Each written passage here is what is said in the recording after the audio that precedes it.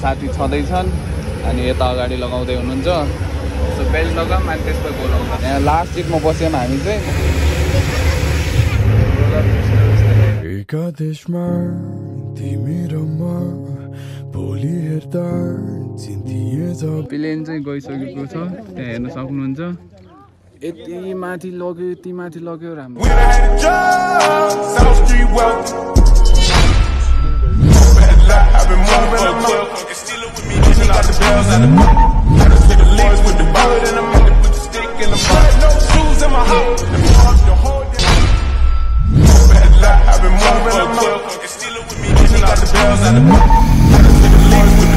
नमस्ते everyone, it's me Bhuwan KC. Welcome back to my new blog. So आज चाहिँ म यता बाजुरा जाँदैछु कामले प्लेनमा।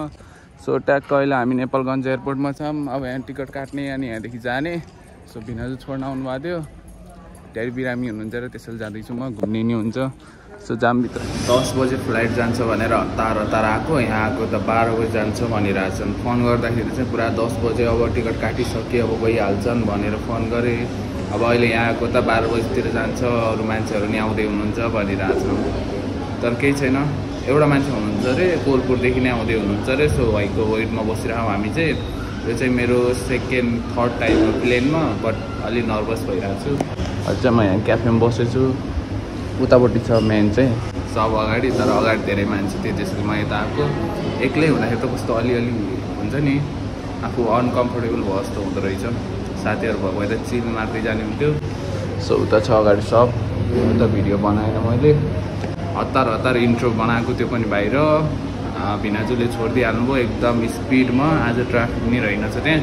सो त्यही नै हो, एकछिन बसौँ, त्यसपछि अब प्लेनको भित्र देखाउनु मिलेपछि देखाउँछु, नत्र हामी सिधै बाजुरा भेट्नुपर्छ।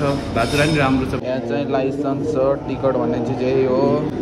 सो म चाहिँ कस्तो नर्भस लागिरहेको, एक्लै भयो भने कस्तो झ्याउ हुन्छ कि, साथीहरू चिल मार्दै जाने हुन्छ। यहाँ बाइक लाइसेन्स छ, नाइट त कहाँ राखेको थियो मलाई नै थाहा छैन। सो अगाडि माइकिङ गरिरहेको छ, म सुनिरहेको छु बाजुरा, नेपालगञ्ज टु बाजुरा भन्यो भने जाने हो, नत्र त यहीँ बसे नि हुन्छ मस्त चिल हान्दै। घरमा आलुको महत्त्व हुन्न, यहीँ अब यही आलुलाई 50 रुपियाँ पर्छ। सो त्यही नै हो, रमाइलो गर्दै जानुपर्छ ब्लग बनाऊ। एयरफोन लिएर आएको, एयरपोर्ट्स लिएर आएको, चार्ज नै लाउन भुलिएछ, 4% रहेछ। सो अहिले चाहिँ चार्ज लाउनु दिएको छु। यहाँ क्याफे हेर्न सक्नुहुन्छ। सो एकछिन बाहिर जाऊँ, यहाँ कति टाइम लाग्छ अझै। यहाँ चाहिँ काठमाडौँ प्लेन आएको छ, सब भिडियो बनाइरहेको छ। बाहिरको कामले गर्दा देखेकै छैन।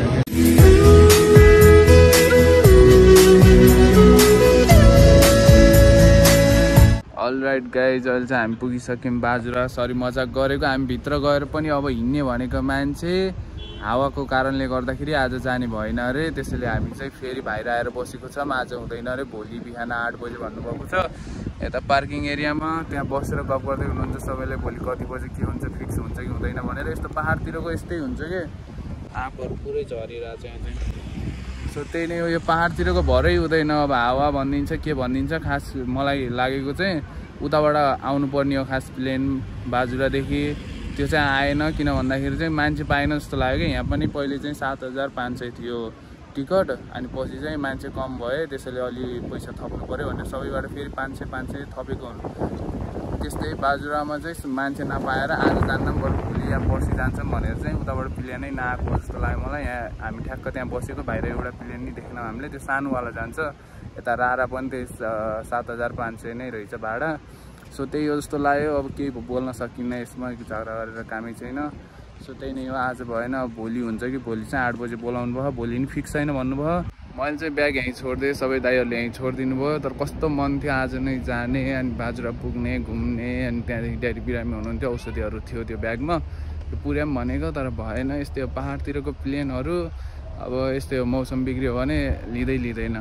ट्याक्क हामी एयरपोर्ट बाहिर छौँ। यस्तो गर्मी छ नेपालगञ्जको, राम।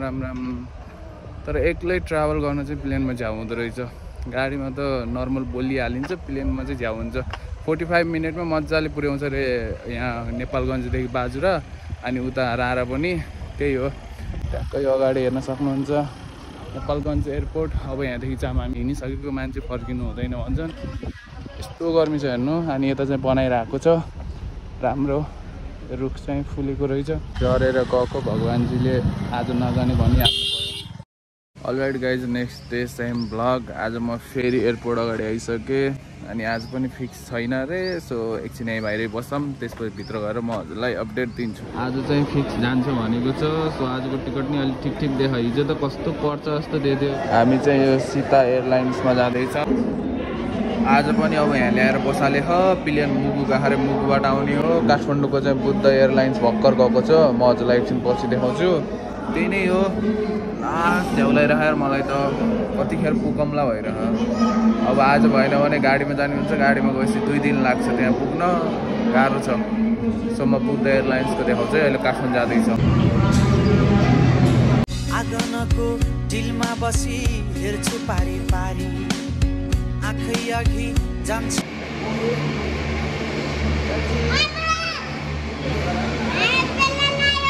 अलराइट गाइज, अब चाहिँ हामी जाँदैछौँ। मेरो साउन्ड त्यति आएको छैन होला, सो अब चाहिँ जाँदैछौँ। यहाँ भिडियो बनाउन मिल्दैन, सो मजा आउनेवाला छ। हाम्रो हिजोको सामान त गयो है, देखाउने जाने। हामी चाहिँ प्लेनभित्र बसिसक्यौँ। मेरो यहाँ साथी छँदैछन् अनि यता अगाडि लगाउँदै हुनुहुन्छ। सो बेल्ट लगाऊँ अनि त्यसपछि बोलाउँ ल। प्लेन चाहिँ उडिसक्यो, एकदम रमाइलो हुनेवाला छ। बाहिर देखाउनु रे, त्यही नै हो। यहाँ लास्ट सिटमा बस्यौँ हामी चाहिँ, अनि अगाडि बस्नुभयो अरूहरू, एकदम मजा आइरहेको बस्नु।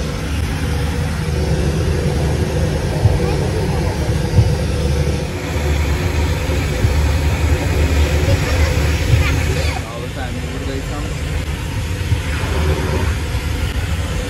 डर भी लग रहा है और अच्छा भी लग रहा है।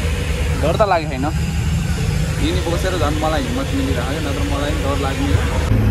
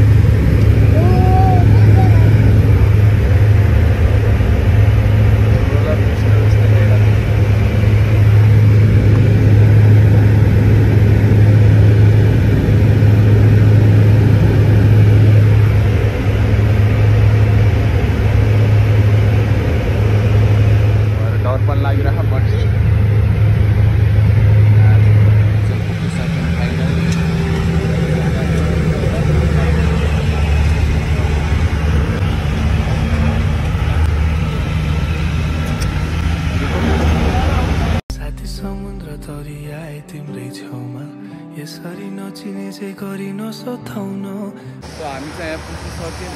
आमामा भोमिट गरेर यस्तो डर लाग्दो रहेछ, बाफ्रे। अहिले चाहिँ हामी यहाँ पुगिसक्यौँ। सो यहाँ हेर्न सक्नुहुन्छ प्लेन छ अनि पुरै डाँडा काँडाहरू यस्तो रहेछ। यति राम्रो ठाउँ छ नि, अनि बजार चाहिँ उता पारी रहेछ।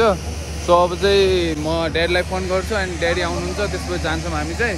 अब चाहिँ यहाँदेखि फेरि कुन ठाउँ जाँदै रहेछ अनि प्लेन उड्दैछ। यहाँ सब सामानहरू मिलाइरहनु भएको छ अनि उता माथि हाम्रो सामानहरू सब त्यहीँ तल छ। एकछिन यहीँ बस्छौँ। बट यहाँको ठाउँ चाहिँ लास्ट राम्रो रहेछ यार, मैले सोचेकै थिएन यति राम्रो छ यहाँ भनेर। डाँडाहरू यति ठुलो ठुलो डाँडाहरू छ। यहाँदेखि यो चाहिँ नेपालगञ्ज जान लागेको रहेछ। सो रनवे लगिरहेछ। आम्मामा यस्तो लाइक हुन्छ नि, ठाउँ पनि यति राम्रो छ कि यो त घुम्नको लागि। सो अब यहाँबाट टेकअप गरिरहेछ।